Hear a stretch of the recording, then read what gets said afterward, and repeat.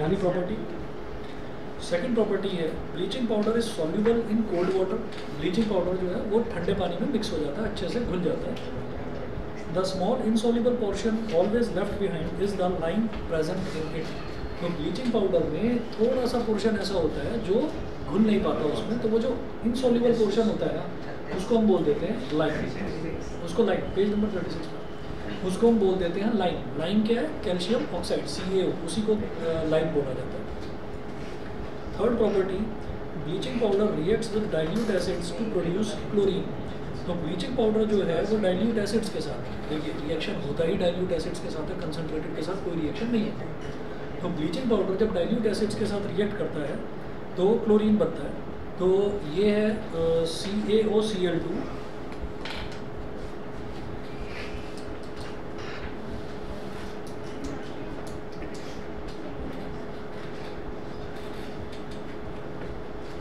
CaOCl2 plus H2SO4 gives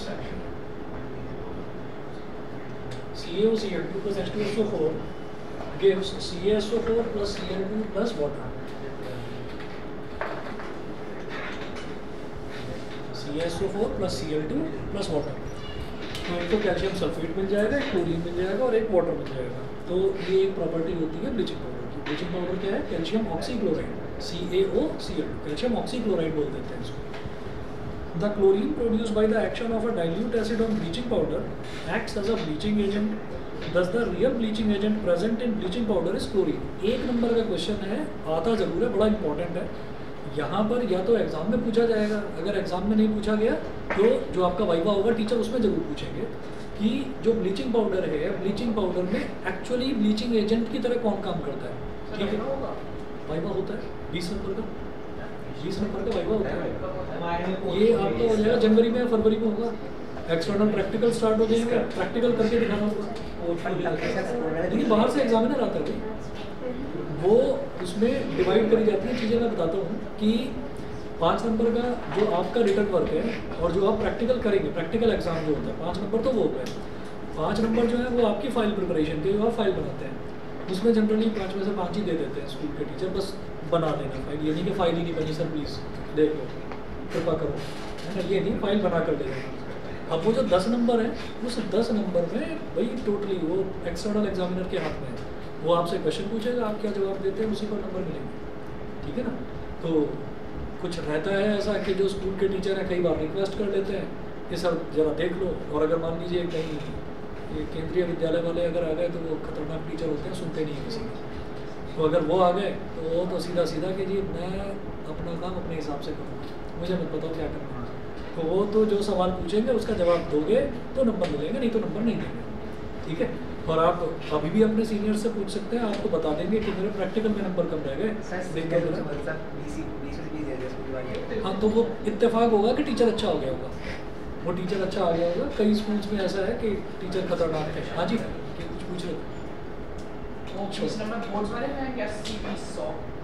मैं वही बता रहा था, बोर्ड वाले ही बता रहा था कि जैसे 80 नंबर जो है, 80 नंबर तो आपका प्रैक्टिकल हो, मतलब वो हो गया जो एक्सटर्नल एग्जाम है ना। और जो 20 है, 20 मार्क्स में क्या हो गया, 5 नंबर की फाइल, 5 नंबर का आपका जो एक्सटर्नल जो एग्जाम होता है। एक्सटर्नल एग्जाम वो नहीं जो आप थ्योरी का दे दो, प्रैक्टिकल का भी एक एक्सटर्नल एग्जाम होता है। 5 नंबर उसके, 10 नंबर टीचर, वो जो वाई वाले थे। तो इसमें ये सवाल जरूर पूछा जाता है कि इसमें ब्लीचिंग पाउडर में एक्चुअल में ब्लीचिंग एजेंट की तरह काम कौन करता है। तो हम ये कहेंगे तो उसमें ब्लीचिंग एजेंट की तरह काम करता है क्लोरीन। ठीक है। अच्छा, अब आप अगला आ जाइए पेज नंबर 37। तो ये लर्न करने वाला ही है सिर्फ यूजेस ऑफ ब्लीचिंग पाउडर, कि ब्लीचिंग पाउडर के यूजेस क्या क्या हैं। फर्स्ट देखिए, it is use for bleaching cotton and Lenin in textile industry and for bleaching wood pulp in paper industry. तो जो लकड़ी होती है, लकड़ी में भी खास तौर पर जो बैम्बू स्टिक्स होती हैं, तो जो बैम्बू स्टिक्स हैं उनको चर्न करा जाता है और उनका पल्प तैयार करा जाता है। ठीक, और उनका जब पल्प होता है, उनका पल्प का कलर ऑब्वियसली थोड़ा सा ग्रीनिश, थोड़ा सा ब्राउनिश कलर का होता है। तो पेपर वाइट कैसे मिल जाता है, तो उस पर क्लोरीन को, इसको क्लोरीन को क्या, सॉरी ब्लीचिंग पाउडर को यूज़ करा जाता है। ब्लीचिंग पाउडर मिक्स कर देते हैं तो जो उसका ब्राउन कलर है या थोड़ा सा ग्रीनिश कलर है वो वाइट कलर का हो जाता है। इस तरह से हमको वाइट कलर का पेपर मिलता है। आपने देखा होगा रफ़ कॉपी देखिए ना, रफ़ कॉपी जो होती है तो रफ़ कॉपी के पेज थोड़े डल होते हैं, काफ़ी डल होते हैं, ब्राइट वाइट नहीं होते, वो सस्ती मिलती है। सस्ती क्यों मिलती है? क्योंकि जो रफ पेपर होता है, रफ पेपर बनाने में ब्लीचिंग पाउडर का यूज़ करा ही नहीं जाता। तो जिस कलर का वुड पल्प होता है उसी कलर का वो पेपर निकल के आ जाता है।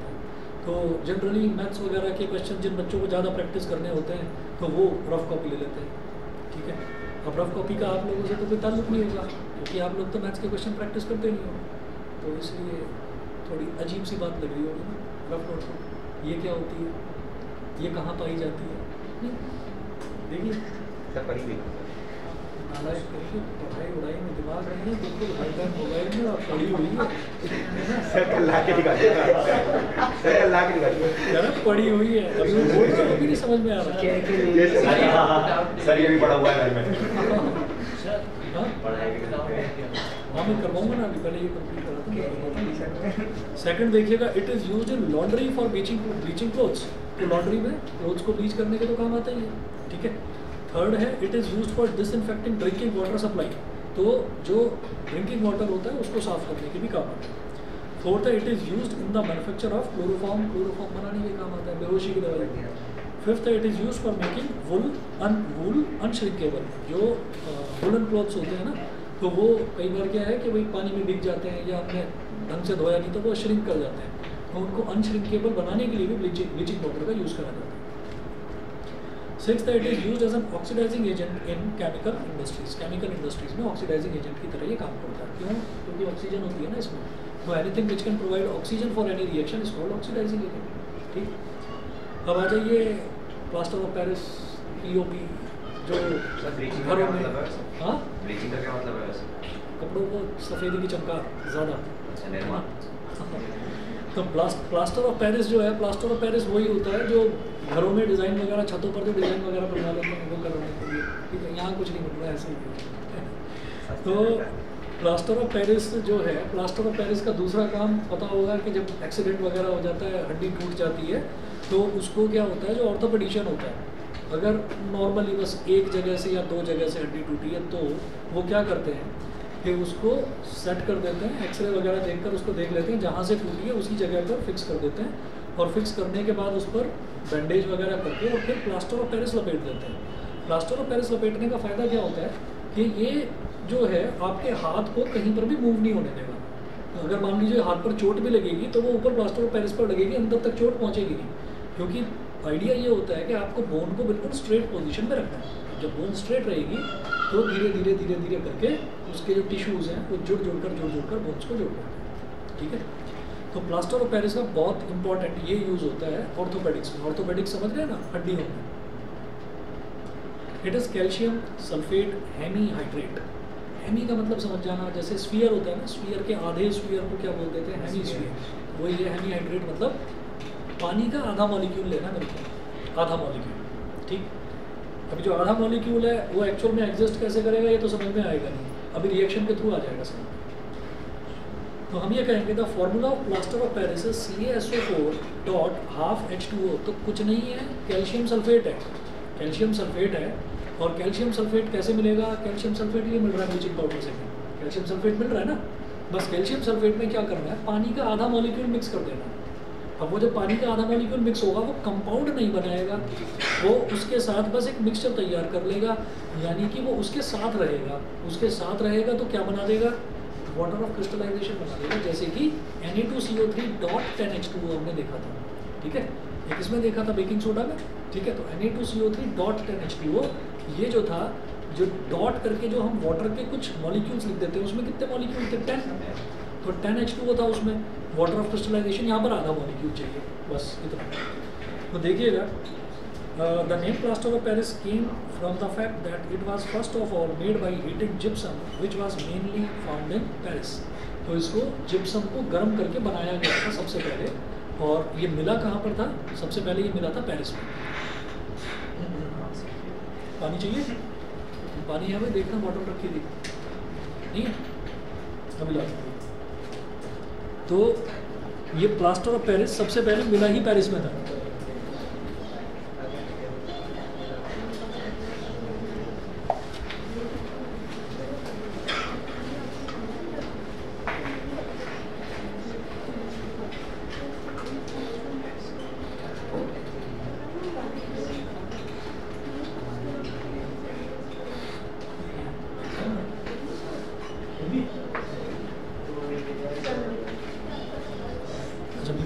लो इधर भी इसको कैच दे दो,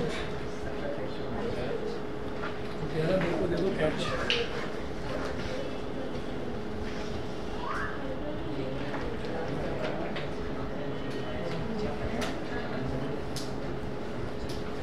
अब सुनिएगा आगे, plaster of Paris is prepared from gypsum. ये जो जिप्सम है ना, ये सीमेंट बनाने के भी काम होता है। तो प्रॉपर्टी तो इसकी वही है कि it gets hardened into a solid mass. जैसे कि सीमेंट होता है, जरा सा पानी पड़ जाए वैसे पत्थर की तरह स्ट्रॉन्ग बन जाता है, ठीक। तो plaster of Paris is prepared from gypsum. Gypsum is calcium sulphate dihydrate, that is gypsum is calcium sulphate containing 2 molecules of water of crystallisation. तो देखिएगा, ओरिजिनली जो चीज़ पेरिस में मिली थी वो जिप्सम मिला था। तो CaSO4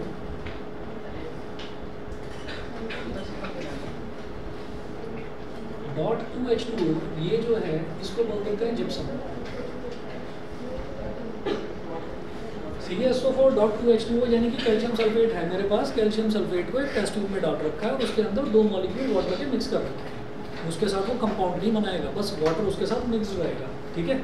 गर्म करते गए तो पानी क्या होगा, इवेपोरेट। और तब तक इवेपोरेट करना जब तक आधा मॉलिक्यूल ना रह जाए पानी का, मतलब 2 में से 1.5 मॉलिक्यूल उड़ जाए, इवेपोरेट हो जाए। जब वो हाँ, तो जब उसमें से 1.5 मॉलिक्यूल इवेपोरेट होकर बाहर चला जाएगा तो क्या होगा, आधा मॉलिक्यूल बचेगा, वही प्लास्टर ऑफ पेरिस। तो हमको क्या करना है, इसकी कंडीशन है कि इसको आपको हीट करना है कहाँ तक, 100 डिग्री सेल्सियस तक हीट करना है। 100 डिग्री सेल्सियस तक हीट करने के बाद में क्या मिलेगा, CaSO4 dot half H2O plus 1.5 H2O अलग हो जाएगा, ठीक है। ये अलग हो गया। और जो हमको मिला, this is called plaster of Paris, जिसको आप शॉर्ट में आपने नाम सुना होगा, POP भी बोल देते हैं। POP, plaster of Paris, POP, ठीक है। In the formula of plaster of Paris CaSO4 dot half H2O, अब ये लास्ट वाली लाइन इंपॉर्टेंट है, सुनना। Given in the above equation we have shown only half a water molecule यानी कि half H2O as the water of crystallization. It is not possible to have a half molecule of water, so we can rewrite above equation as, इसी equation को हम किस तरह से लिखेंगे, आधा मॉलिक्यूल लेकर आना वो पॉसिबल नहीं है हमारे पास, ठीक है। तो हम क्या करेंगे, हम इसी इक्वेशन में दोनों तरफ 2 से मल्टीप्लाई कर देंगे, तो क्या हो जाएगा, twice of CaSO4 dot 2H2O। बीच की कंडीशन वही रहेगी, हीट टू 100 डिग्री सेल्सियस। समझ गए ना, 100 डिग्री सेल्सियस क्यों कर रहे हैं हीट, इवेपोरेशन हो जाए, ताकि 100 पर ही तो इवेपोरेशन होगा, तो 1.5 मॉलिक्यूल निकल जाए उसमें से। और अब आधा मॉलिक्यूल तो लाना पॉसिबल नहीं होता, तो दोनों तरफ 2 से जब मल्टीप्लाई करा तो क्या होगा, जब करा तो फिर क्या होगा, ये हो जाएगा ट्वाइस ऑफ CaSO4 डॉट, अब ये 2 इसमें हाफ में मल्टीप्लाई होगा, यहाँ पर भी इसको मैं twice of CaSO4 dot 2 + 4 H2O लिख सकता था, लेकिन मैंने ब्रैकेट के बाहर 2 लगा दिया, मतलब मैंने मल्टीप्लाई करके दिखाया नहीं, ठीक। इसको मल्टीप्लाई कर रहे हैं तो 2 CaSO4 डॉट 2 × हाफ कितना हो जाएगा, 1। 2 × हाफ कितना हो जाएगा, 1। भाई 2 से 2 कट गया, 2 × 1/2, 2 से 2 कट गया, 1 बचा, 1 लिखा नहीं जाता, तो डॉट H2O लिख दिया बस, ठीक है। और प्लस ये 1.5 कितना है, 3/2। जब इससे 2 मल्टीप्लाई होगा, दोनों तरफ में 2 मल्टीप्लाई कर रहा हूँ, तो क्या बन जाएगा, 3H2, ठीक है। तो ये काम हुआ है यहाँ पर, ये आपका POP, ये आपका वाटर। तो ये आप ये समझ लीजिए, आधा मॉलिक्यूल एक्चुअल में हम दिखा नहीं सकते, तो इस वजह से दोनों तरफ 2 से मल्टीप्लाई कर दिया, नहीं समझे। आप ये देखो कि जो ये वाली इक्वेशन है, इसमें इधर भी 2 से मल्टीप्लाई और इधर भी 2 से multiply.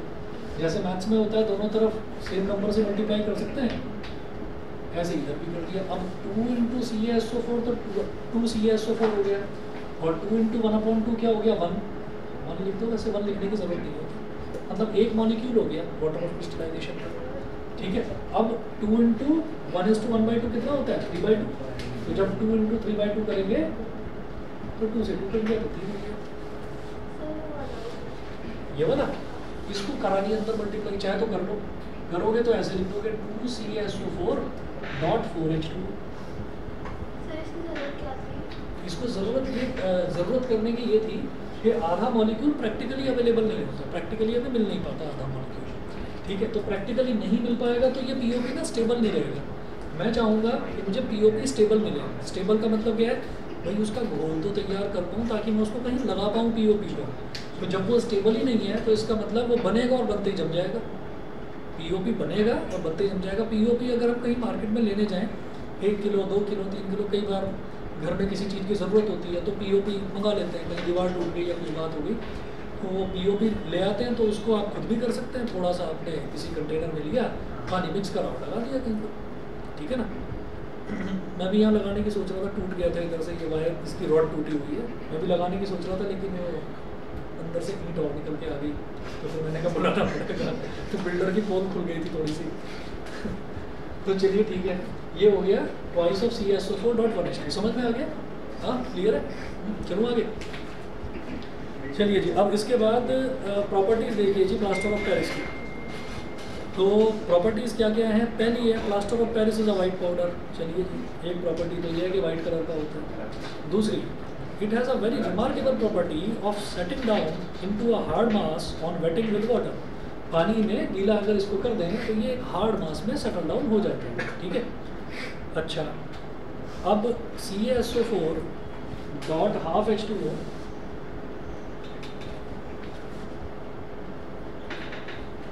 CaSO4 dot half H2O, ठीक। और इसमें हमने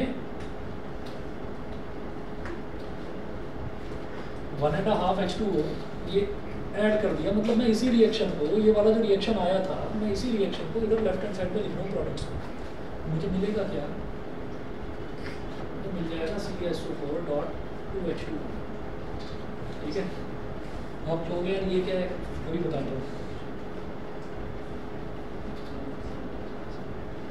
कभी वैसे प्लास्टर लगते हुए देखा है किसी को? नहीं देखा।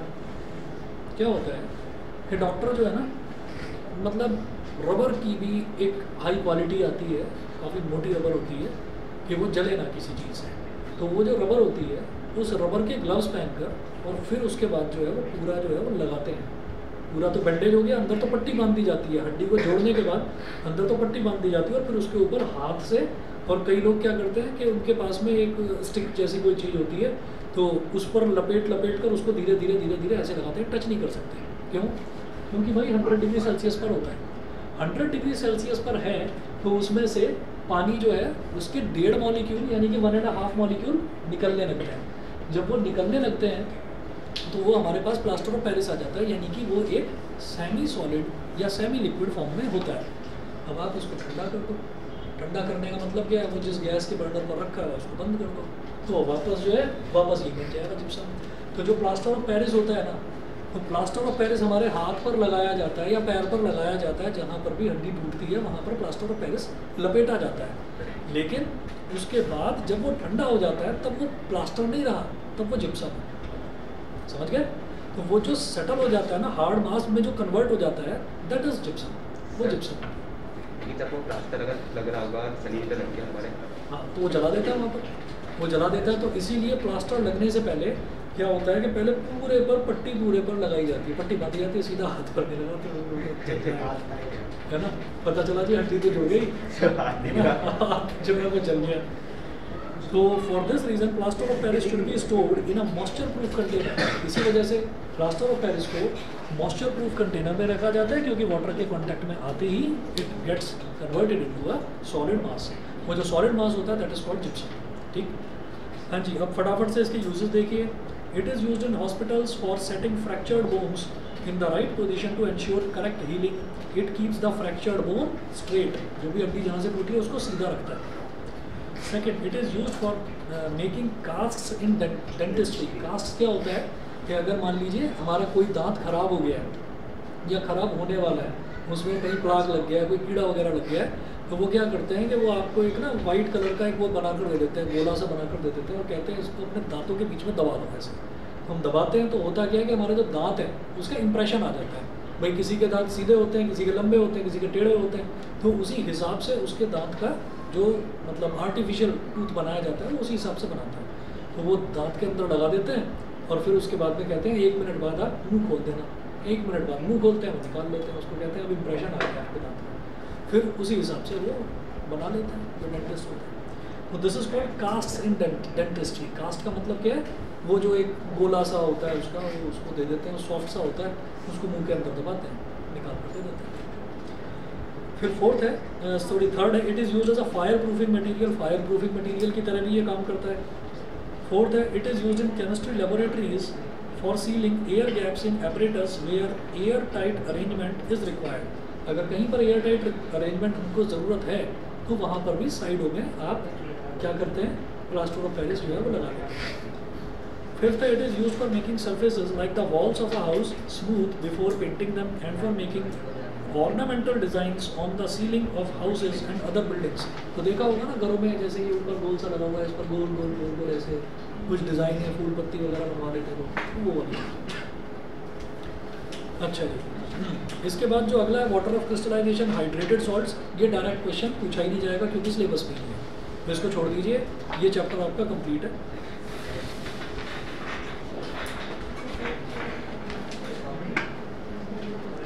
अब इस चैप्टर को पढ़ लेना भाई, कहीं कोई डाउट हो तो बताना। अच्छा, मैं अभी बता रहा हूँ आपको, जो नेक्स्ट मैं टेस्ट लेने वाला हूँ वो एसिड बेस एंड सॉल्ट का ऊपर, तो प्रिपेयर करिए। और आपने अगर इनकी प्रॉपर्टीज़ आप लर्न कर लोगे, जितने इसमें रिएक्शन बीच बीच में दे रखे हैं, ज़्यादा नहीं है, वो अगर आप कर लेंगे तो पहला जो आपका टारगेट है वो आपको ये करना है कि NCERT के जो बुक के बीच में क्वेश्चंस दे रखे हैं वो करिएगा, फिर बुक के पीछे जो एक्सरसाइज दे रखी हैं वो करिएगा। अगर मान लीजिए कोई किसी क्वेश्चन का आपको लगता है कि नहीं है सॉल्यूशन या मैं नहीं जवाब दे पा रहा हूँ, तो मेरे से पूछना NCERT का। आपको बताता हूँ कि आपने NCERT के अलावा कोई भी अगर बुक ले रखी है, जैसे मान लीजिए लखमीर सिंह है, तो लखमीर सिंह ने एक एक चैप्टर के जितने भी क्वेश्चन हैं NCERT के सारा पीछे सॉल्व दे रखा है, पूरे का सॉल्यूशन दे रखा है पीछे वाले पेजेस में लखमीर सिंह का। ज़्यादातर बच्चों के पास होगी शायद, ठीक है। अगर नहीं है तो बता देना, मैं उसकी फ़ोटो भेज दूँगा, ठीक है। उसके बाद क्या करना है, रुकिए ज़रा 1 मिनट।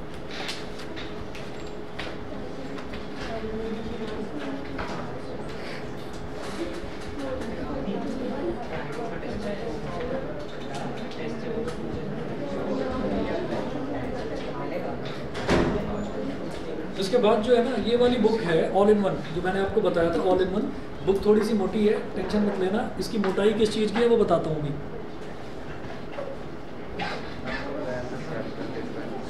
इसमें इन्होंने क्या कर रखा है कि जैसे हम इस मतलब किसी भी बुक की बात करते हैं तो बुक में जैसे पहले पूरा चैप्टर समझाया जाता है ना, तो इन्होंने चैप्टर भी समझा रखा है, वो उसके शॉर्ट नोट्स दे रखे हैं।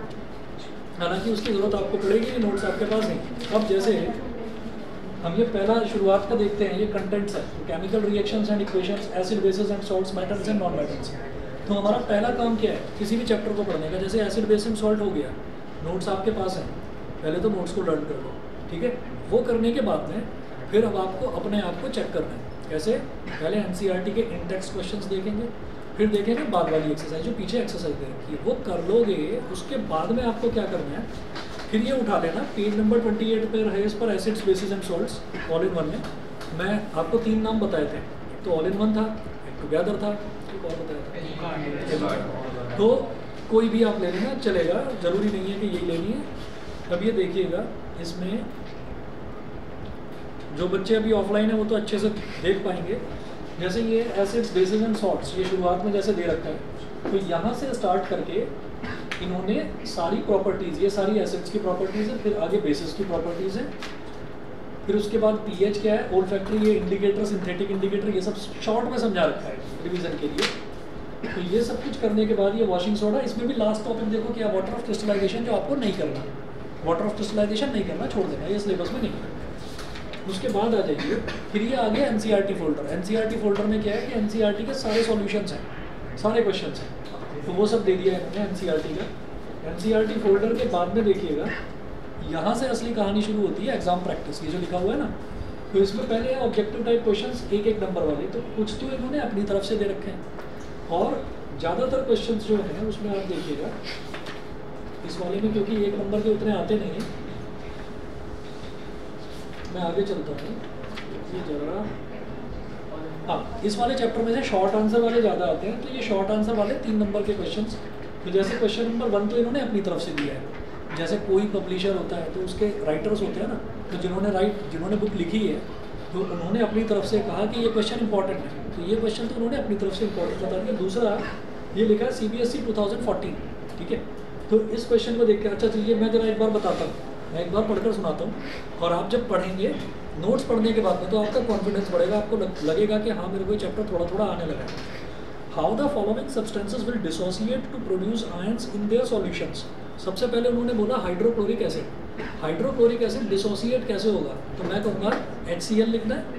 HCl लिखने के बाद में ये सिंबल बना देना है रिवर्सिबल रिएक्शन का, और फिर क्या कैसे टूटेगा, कैसे H+ और Cl- हो गया डिसोसिएशन। अगला है नाइट्रिक एसिड, तो H+ और NO3 हो गया डिसोसिएशन। फिर है सल्फ्यूरिक एसिड, तो H1+ और SO4 फिर चौथा है sodium hydroxide, sodium hydroxide Na1+ और OH1-। हाँ 1+ और 2- लिखना जरूरी है। हाँ बिल्कुल, बिना उसके तो आयन कंप्लीट ही नहीं होगा, है ना। उसके बाद है पोटेशियम हाइड्रोक्साइड, तो पोटेशियम की वैलेंसी 1+, हाइड्रोक्साइड की OH1-। फिर है मैग्नीशियम हाइड्रोक्साइड, मैग्नीशियम की वैलेंसी 2+ और OH की वैलेंसी 1-। तो 6 हो गए, और 3 नंबर का क्वेश्चन है 2014 में आया है, ठीक है। मुफ्त के नंबर है बिल्कुल। आपने अगर वो जो आयन्स हैं, अगर वो आयन वाली टेबल याद कर रखी है जो चैप्टर 1 में करी थी, तो इसमें कुछ भी नहीं है, आप बड़े आराम से बता सकते हैं, ठीक है।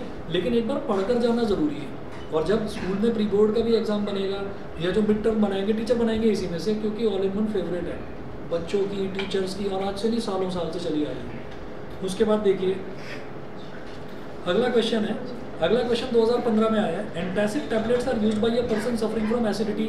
आपको बताना है क्यों, रीज़न बताना है, लिखा हुआ है ऊपर अकाउंट फॉर द फॉलोइंग, मतलब आपको इसका रीज़न बताना है। तो ये अगर आपने चैप्टर के नोट्स एक बार ढंग से पढ़ रखे हैं, आप खुद कह देंगे कि मतलब एसिडिटी होने लगती है, जब एक्सेसिव एसिड प्रोड्यूस होने लगता है तो हम एंटासिड यूज़ करते हैं। एंटासिड में आप एक एग्जांपल भी बता देंगे, आप कहेंगे मैग्नीशियम हाइड्रोक्साइड, आप बोल देंगे मैग्नीशियम हाइड्रोक्साइड आपने यूज़ करा, मिल्क ऑफ मैग्नीशियम, तो उससे और थोड़ा सा मतलब आपका जो एक्सप्रेशन है, आपका जो पेपर है उसका थोड़ा सा एक्सप्रेसिवनेस बढ़ जाएगी कि हाँ अच्छे से आपने एग्जाम्पल भी दिया। अगला है toothpaste is use for cleaning teeth, ठीक है। इसका आंसर, अच्छा आंसर भी दे रखे हैं इसमें, तो जब आप खुद से जब आप चेक करोगे कि हाँ मुझे कितना आता है, फिर इनका आंसर भी चेक करना। The toothpaste contains some basic ingredients, basic मतलब आमतौर पर नहीं, बेस वो बेसिक वो नहीं, वो प्राइमरी जिसको बेसिक बोल देते हैं, बेस। वो बेस क्या करता है, हमारे माउथ में जो हम कुछ भी खाना खाते हैं तो उसमें जो एसिड के पार्टिकल्स जमा होते हैं तो वो उसको न्यूट्रलाइज कर देता है, वही चीज़ लिखी है। The toothpaste contains basic ingredients and they help in neutralising the effect of acid and also in increasing the pH of the mouth. Mouth का pH हमें डिक्रीज नहीं करना, इंक्रीज करना है, क्योंकि एसिड तो अपने आप ही, जब हम रात को सोते हैं तो एसिड रिफ्लक्स की वजह से एसिड तो अपने आप ही माउथ में आ जाता है, उसी की वजह से बदबू आती है सुबह जब उठते हैं, एसिड की खट्टी सी स्मेल आती है। These toothpastes help in checking corrosion of enamel and decay of teeth, तो टूथ के डिके को रोकने के काम होता है। थर्ड है which acid is stinging hair of nettle leaves। nettle leaf में कौन सा होता है एसिड, बताओ, वही जो एंट स्टिंग में होता है, बता दो कौन सा। फॉर्मिक एसिड, फॉर्मिक एसिड, ठीक है। फॉर्मिक एसिड का जो केमिकल नेम है दैट इज मीथेनोइक एसिड। अगला देखो CBSE 2018, ज़्यादा पुरानी बात नहीं है, ज़्यादा पुरानी बात नहीं है, क्योंकि 2021 में तो पेपर ही नहीं हुआ था, ठीक है। तो 2018 वाला है। 2 milliliter of sodium hydroxide solution is added to a few pieces of granulated zinc metal taken in a test tube। सुनना जरा, सिर्फ क्वेश्चन सुनिएगा, लंबा क्वेश्चन है, मैं लिख नहीं रहा। तो क्या बोल रहे हैं वो, 2 milliliter of sodium hydroxide solution। तो सोडियम हाइड्रोक्साइड क्या होता है, NaOH प्लस जिंक, ठीक है। तो इसमें आपने लिखा 2 milliliter of sodium hydroxide solution is added to few pieces of granulated zinc metal taken in a test tube. When the contents are warmed, जब इसको गर्म कर दिया जाता है, when the contents are warmed, a gas evolves which is bubbled through a soap solution before testing। उस gas को बाहर निकलने से पहले हमने उसको एक कंटेनर में डाल दिया जिसमें सोप सॉल्यूशन तैयार है, इसको बबल कर दिया जाता है, ठीक है। थोड़ा थोड़ा दिमाग में आ रहा है कि हाइड्रोजन हो सकती है ना, लेकिन अगला सेंटेंस पढ़ते हैं जरा। Write the equation of the chemical reaction involved and the test to detect the gas, ठीक है। तो अब इसके बाद में हम ये कहेंगे name the gas which will be evolve when the same metal reacts with dilute solution of a strong acid NaOH plus zinc. अब मुझे क्या सोचना है कि एसिड बेस एंड सॉल्ट में यार मैंने पढ़ा क्या था, यार नोट्स पढ़े थे, हमने नोट्स याद करे थे। अच्छा नोट्स याद करे थे तो ये तो सोडियम हाइड्रोक्साइड है। सोडियम हाइड्रोक्साइड क्या बेस है, बेस का मतलब ये बेस की प्रॉपर्टीज़ में मिलेगा मेरे को। तो क्या मैंने देखा था reaction of bases with metals, कहेंगे यस। प्रॉपर्टी में ये लिखा हुआ था bases react with some of the metals to produce hydrogen gas, और सम ऑफ द मेटल में एक ही मेटल बताया था जिंक, एक ही मेटल बताया था जिंक, और मैंने कहा था बस ये रिएक्शन करनी है, 2018 में आया हुआ है। तो ये क्या है Na2ZnO2, Na2ZnO2 सोडियम जिंकेट, और साथ में क्या बनेगा हाइड्रोजन गैस, ठीक है। तो जब आप ये करेंगे तो आपका कॉन्फिडेंस बढ़ेगा, कॉन्फिडेंस बढ़ेगा ही इससे, ठीक है। तो अब आप ये देख लीजिए ये 2018 में आया है। अगला क्वेश्चन पीएच पर है। The pH of a salt used to make tasty crispy pakodas is 14। Identify the salt and write a chemical equation for its formation, ठीक है। तो इन्होंने बोला कि भाई आपको पकोड़ास जो है वो बनाने, तो पकोड़ा कैसे बनते हैं भाई, पकोड़े फूलते हैं, ठीक है, पकोड़े फूलते हैं नहीं फूलते पिचक जाते हैं, ठीक है। तो इसका मतलब वो बोल रहे हैं कि इसमें केमिकल रिएक्शन कौन सी इन्वॉल्व हो रही है, सोडियम बाइकार्बोनेट, बेकिंग सोडा। जब खाने पीने की चीज़ का कोई भी एग्जांपल पूछे सोडियम कार्बोनेट वाला रिएक्शन डालना है, तो NaCO3 ये रिएक्शन दे रखा है।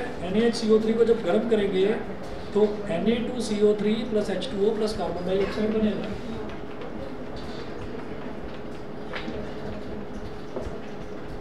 ठीक है। तो आप ये समझ लीजिए केमिस्ट्री के पेपर में सिर्फ और सिर्फ मुश्किल चीज़ क्या होती है, मुश्किल चीज़ बस इतनी होती है कि वो डायरेक्ट ना पूछ कर घुमा कर पूछते हैं। अब ये पकोड़े को देखकर एकदम से मन में आया ये पकोड़े वाला क्वेश्चन कहाँ से आया, ठीक है। तो सब कुछ जवाब आपको नोट्स में से मिल जाएगा, ठीक है। उसके बाद आप देखो फिर CBSE 2011 है, फिर 2012 है, 2010 है, 2015 है, ठीक है, फिर 2012 है, 2016, 2019, 2019 लॉन्ग आंसर में 2014, 2019, ठीक है, इधर फिर अगेन 2019। तो ये करने के बाद में फिर आपको लगेगा कि हाँ अब मेरी तैयारी पूरी हो रही है, ठीक है। और इसमें ना मार्क्स वाइज अलग अलग दे रखा है कि एक एक नंबर के इस तरह के क्वेश्चन बनेंगे। हम चैप्टर प्रिपेयर कर लेते हैं, हमें ये नहीं पता चलता भाई क्वेश्चन कैसे पूछे जाएंगे, और वो हमको कब पता चलता है स्कूल के टेस्ट में, यार ये क्या पूछ लिया। तो वो करने से पहले एक बार ये पढ़ जाना, और बिलीव मी ज़्यादा मेहनत करने की ज़रूरत नहीं पड़ेगी। आप ये समझ लेना आपको आधे से ज़्यादा जवाब जो है ना वो अपने आप ही मिल जाएंगे अगर आप नोट्स लर्न करने के बाद इसको पढ़ रहे हैं। पहले पढ़ोगे तो परेशान हो जाओगे कि यार क्या क्या चीज़ें हैं। तो पहले नोट्स लर्न कर लेना, बिना ये सोचे समझे कि क्वेश्चन कैसा आएगा, सब कुछ आप लर्न करें। आपको क्या करना है, पहले तो इंडिकेटर्स देख लेना सारे के सारे, और फैक्ट्री इंडिकेटर्स, नेचुरल इंडिकेटर्स, वो सब लर्न करते हैं। उसके बाद आपको करनी है एसिड्स की प्रॉपर्टी। एसिड्स की प्रॉपर्टी याद होते ही साथ में बेसिस की अपने आप ही हो जाएगी, कंपेरेबल है ना, हो जाएगी। उसके बाद आप पीएच वाला करेंगे। पीएच में भी मैं आपको बता रहा हूँ यूनिवर्सल इंडिकेटर चलो कर लेना, वैसे पूछा नहीं गया, कई सालों से पूछा नहीं गया, तो वो करना है। और उसके बाद आपको एक तो सोडियम हाइड्रोक्साइड, एक washing soda, baking soda, plaster of Paris और आपका ब्लीचिंग पाउडर, बस इनकी प्रॉपर्टीज़ जो है वो प्रॉपर्टीज़ मतलब हो जाएंगे, ऐसा नहीं है। जब आप करना शुरू करोगे तो मुश्किल नहीं है, ठीक है। तो ये मेरे हिसाब से और 2 दिन 3 दिन 4 दिन रुक जाओ, लेकिन ले लो, जल्दी से जल्दी आप ले लो, क्योंकि हम साथ साथ ही तैयारी करके चलेंगे, ठीक है। सर कितने की है ये कितने की है 495 की है, 495 की है, 495 की। ऑनलाइन अगर 4-5 दोस्त मतलब एक साथ मंगा लेंगे ना तो उसमें कुछ एक्स्ट्रा डिस्काउंट भी मिल जाता है, और वो भी होता है कुछ शिपिंग चार्जेस वगैरह भी हट जाते हैं। तो 4-5 बच्चे अगर साथ में कर लेते हैं। और इसकी ऑल इन वन की मैथ्स की भी आती है। मैं आपको बताता हूँ कि इसकी जो मैथ्स की आती है ना, मैथ्स की अच्छी है, लेकिन कई जगह सॉल्यूशन गड़बड़ है। हमें सॉल्यूशन से कोई लेना देना नहीं है, हमारे पास तो क्वेश्चन आ जाए बस, सॉल्यूशन तो हम खुद देख लेंगे, सॉल्यूशन तो खुद देख लेंगे, उसमें क्या है।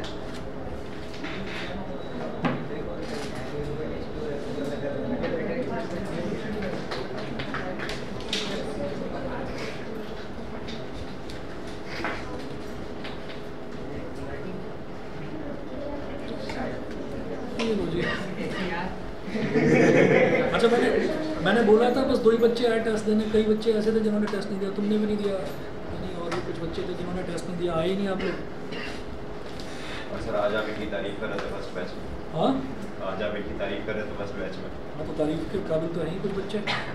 प्रणव आया नहीं है, इसके अच्छे नंबर है। संस्कृति भाई बहुत बढ़िया, एक ही लड़की है जिसके 20 में से 20 अलावा भाई पकड़ाओ। ये भी ठीक है, चलो चलेगा, इसकी कोई तारीफ नहीं करेगी है ना। मैंने एक रिमार्क चेक कर दिया, देख लो जरा क्या लिखा है।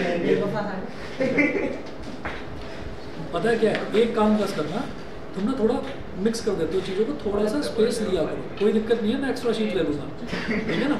जैसे इधर ही ये कर दिया, इधर ही दूसरा भी कर दिया कि मुझे यहीं कर देना सब कुछ, तो बचत यहाँ पर मत करो।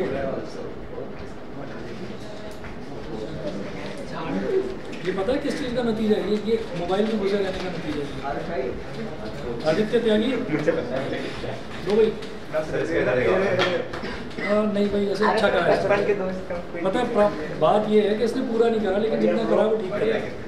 अच्छा एक ना एक कॉमन मिस्टेक कर रखी है 2-3 बच्चों ने, तो मुझे ये लग रहा है कि चीटिंग तो नहीं करी आप लोगों ने। कभी चुपचाप ही आंखों में धूल झोंकती हो मेरे लावण्या, भाई तुम्हारी वही प्रॉब्लम चल रही है, प्लस माइनस। अच्छा ये तो इसका काम नहीं। अब ना अब मेरे को सच सच बता देना, तुम दोनों साथ तो नहीं बैठी थी पक्का? तो सेम मिस्टेक कर रखी है, जो उसने करी है वही तुमने कर रखी है, मिस्टेक उसी पर नंबर कटे हैं। वही मिस्टेक उसने करी आदित्य ने, और इसने सुधांशु ने भी वही करा है। अच्छा बीच में गड़बड़ हो जाती है, लेकिन आंसर सही कहाँ से प्रूव कर देते हो ये नहीं समझ में।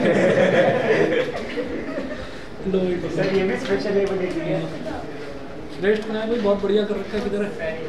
नहीं ताना नहीं, सच में अच्छा कर, अच्छा कर, बढ़िया भाई, अच्छा कर।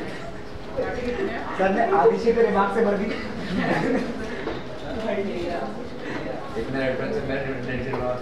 मुझे तो लगा था पसंद 10 किया, 10 या 12 में कितने कटे?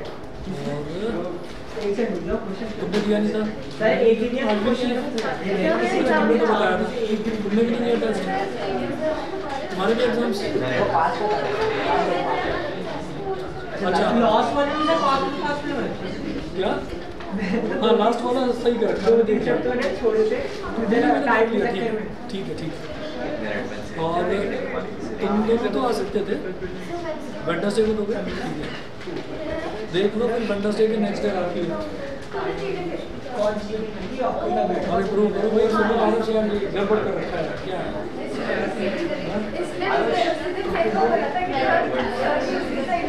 लावण्या ये मिस्टेक्स नहीं होनी चाहिए।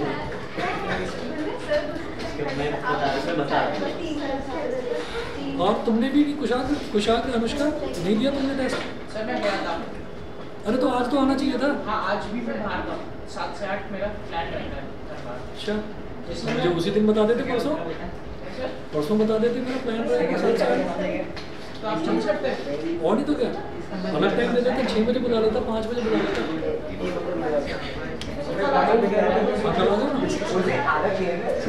बता देता कि सर मैं इस टाइम आ रहा हूँ, बस 3:30 के बाद 10:30 तक मैं यहीं हूँ। 3:30 के बाद, उससे पहले सोता हुआ करूँ। चलिए जी। अच्छा एक चीज़ ना मैं बताऊंगा, मैंने एक क्वेश्चन दिया था, देना भी आदित्य, शीट देना भी। हाँ हाँ ठीक है जाओ ना। हाँ जी बोलिए। प्रणव तुम्हारे 16 है।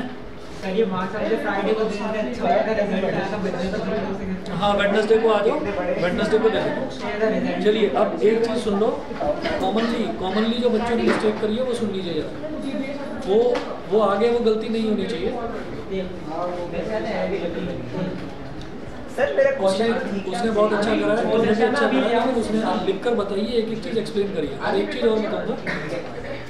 एक चीज़ और बताऊंगा कि आप जो है ना, जब क्वेश्चन कंप्लीट हो जाता है तो उसके बाद एक स्टेटमेंट में लिखा करो।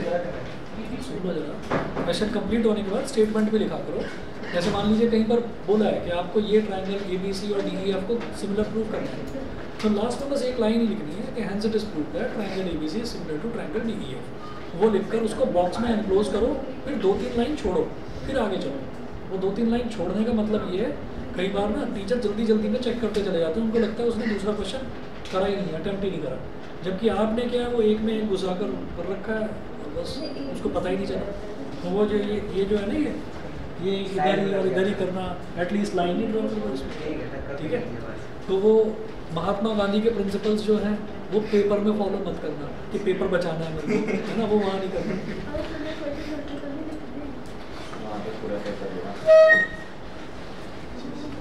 सर मेरा क्वेश्चन तो ठीक है, मेरा नहीं ना, हाँ क्वेश्चन तो ठीक है मेरा, अभी देखो मेरे को तो गलत लगा था ना,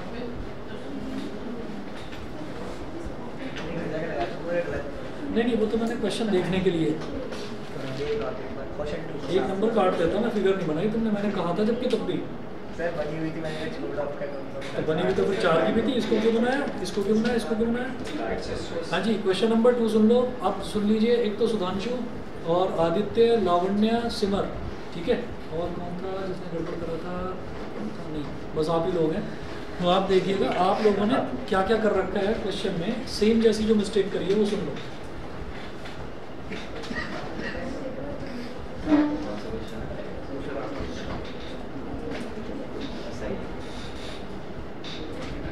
triangle ABC,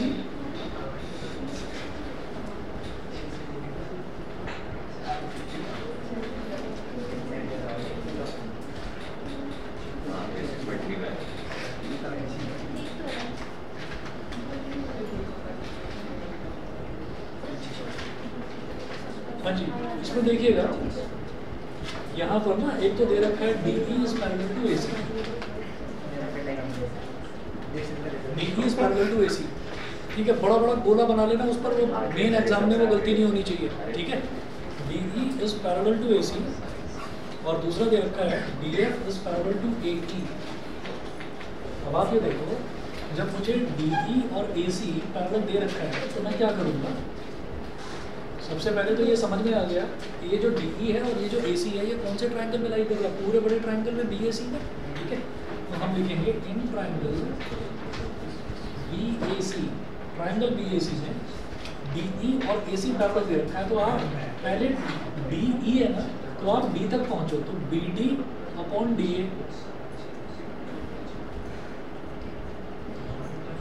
BD upon DA is equal to क्या था, DE।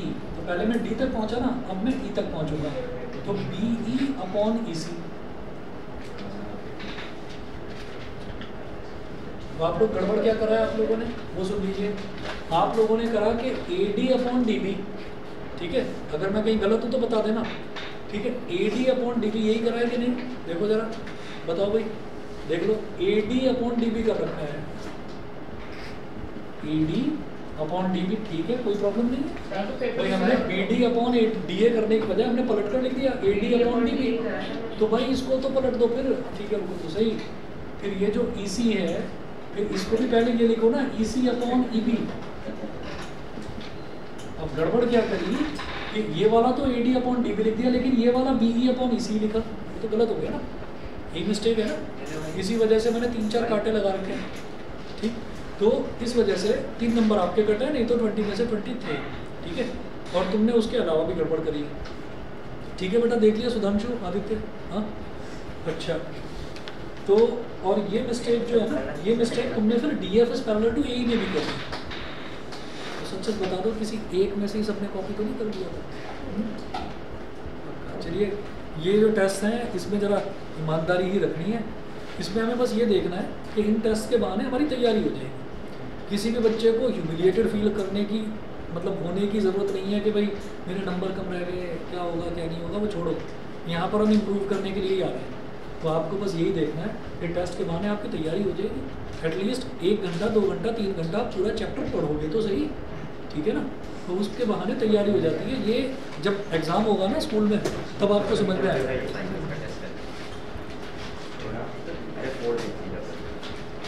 अच्छा, एक डाउट भेजा था भी मेरे को तुमने, तो मैं बताता हूँ जरा।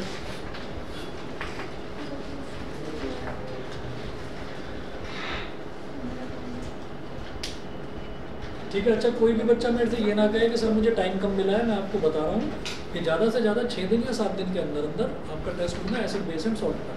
ठीक है, तो पढ़ना शुरू करें। ठीक है,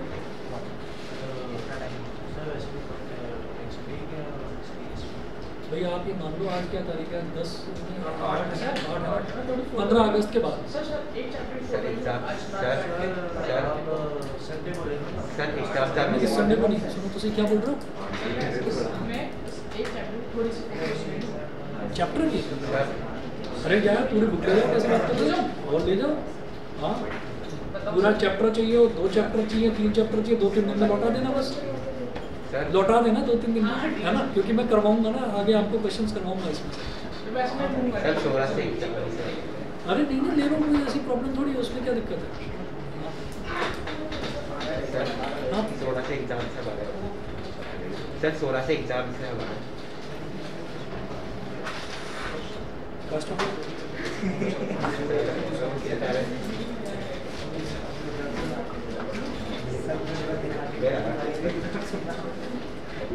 भाई ये बहाने चलते रहेंगे, 16 से एग्जाम है और 20 से सर डेट शीट दिखा दो।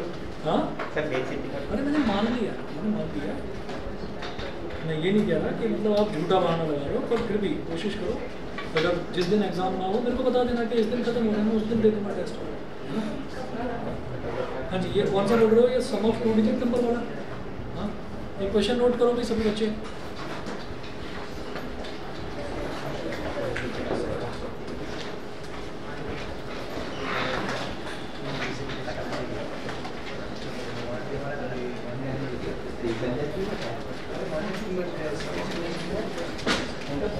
Sum of a 2-digit number and the number obtained by reduction the digits.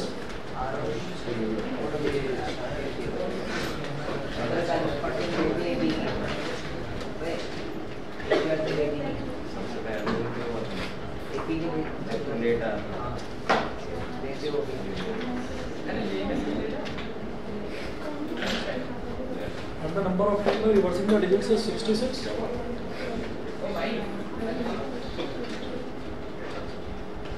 If the digits of the number differ by 2,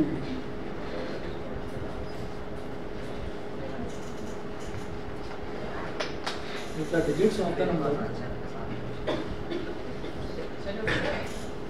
हाँ अच्छा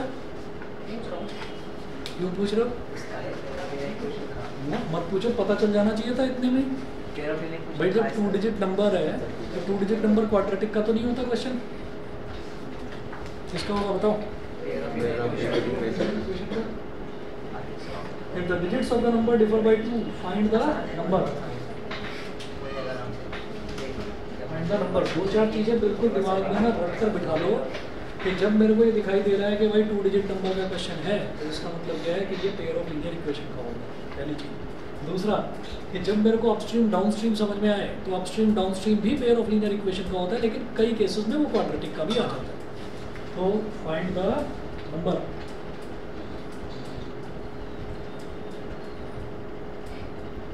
How many such numbers are there? How many such numbers are there?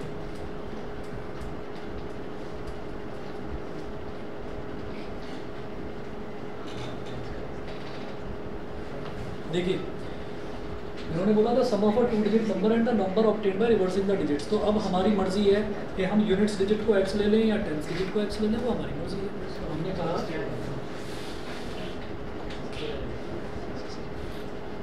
Late the units digit be x and the tens digit be y। Let the units digit be x and the tens digit be y। ठीक है, तो जो number होता है, number क्या लेते हैं हम, यूनिट्स डिजिट का मतलब क्या है कि उसमें 1 मल्टीप्लाई कर देंगे।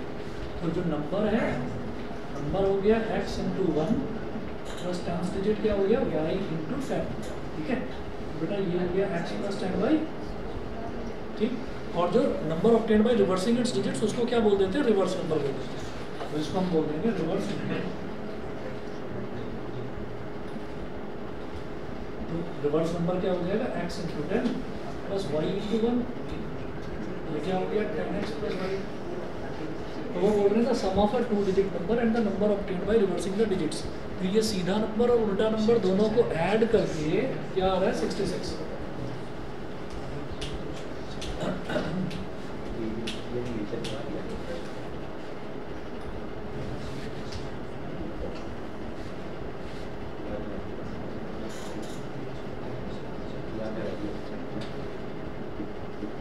x प्लस 10x कितना हो गया 11x and y plus y कितना हो गया 11x is equal to 66। 11 common ले लिया, क्या हो गया x plus y is equal to 66। 11 1 11 11 6 66। Question में एक ना छोटा सा जो है ट्विस्ट है, वो जरा ध्यान से समझिएगा। x plus y is equal to 6 equation number 1, ठीक सुनिए। उसके बाद वो बोल रहे हैं if the digits of the number differ by 2। वो ये नहीं कह रहे कि x माइनस वाई 2 होगा, दोनों डिजिट्स में डिफरेंस 2 का है। इसका मतलब क्या है, मुझ में और मेरे भाई की एज में 2 साल का अंतर है, सिर्फ इतना है। तो ये नहीं पता कि बड़ा कौन है। ऐसा भी हो सकता है कि मेरी एज x है, उसकी एज y है, वो मुझसे छोटा है, तो x माइनस वाई प्लस 2 हो गया। अगर बड़े में से छोटे को सब्ट्रैक्ट करेंगे तो प्लस 2, और छोटे में से बड़े को करेंगे तो माइनस 2, ठीक है। तो इसका मतलब क्या है, अब ये चीज़ दिमाग में कैसे आई, how many such numbers are there. वो पूछ रहे हैं how many such numbers are there, ऐसे कितने नंबर हो सकते हैं। तो 2 केसेस बनेंगे यहाँ। ये है x minus y is equal to plus minus 2, ठीक है। तो इसको बोलेंगे इक्वेशन नंबर 2। अब लीजिए केस फर्स्ट। अब बता दीजिए, क्वेश्चन समझ में आ गया, ठीक है। x बड़ा भी हो सकता है और x छोटा भी हो सकता है। यस, क्योंकि x अगर बड़ा है तो x माइनस वाई प्लस 2, और x अगर छोटा है और y बड़ा है तो छोटे में से जब बड़े को सब्ट्रैक्ट करते हैं तो क्या आएगा माइनस 2, ठीक है। तो केस फर्स्ट बताओ समझ गए, ठीक है। तो x plus y is equal to 6 और x minus y is equal to 2। तो भाई जब एक नंबर प्लस का है एक नंबर माइनस का, तो सीधे सीधे ऐड करिए, plus y minus y cancel, x plus x 2x, 6 plus 2 8, 2 2 4 8, x is equal to 4। अब दोनों में से किसी भी इक्वेशन में डालो, y की वैल्यू निकालो, या मैं सीधा ही लिख रहा हूँ y की वैल्यू 2 तो होगी। जब x प्लस वाई 6 है, x 4 है तो y 2 तो होगा, तभी तो 6 आएगा। हो गया। तो नंबर क्या है, नंबर क्या था, x plus 10y, x plus 4 plus 10 into 2 20, ठीक है। बस अब case second.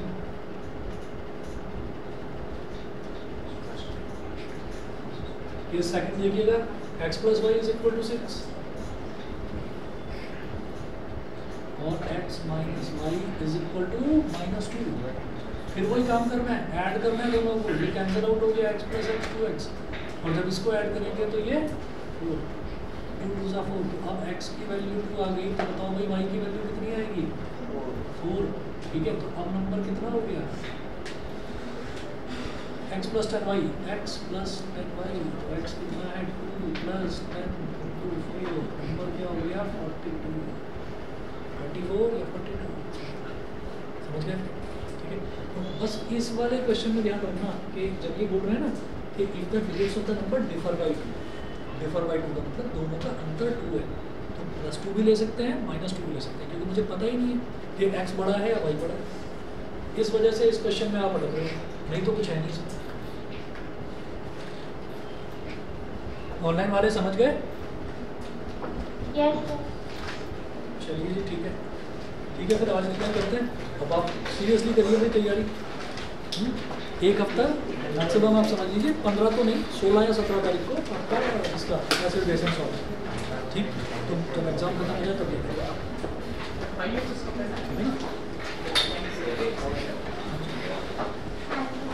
Thank you sir. तो मुझे फ़ोन कर देना, कल फ़ोन कर देना। सब मार्क्स कटवाने हैं, परसों सब मार्क्स कटवाने हैं। क्यों? मजा आता है सर। क्या? हाँ, मना थोड़ी कर दूँगी।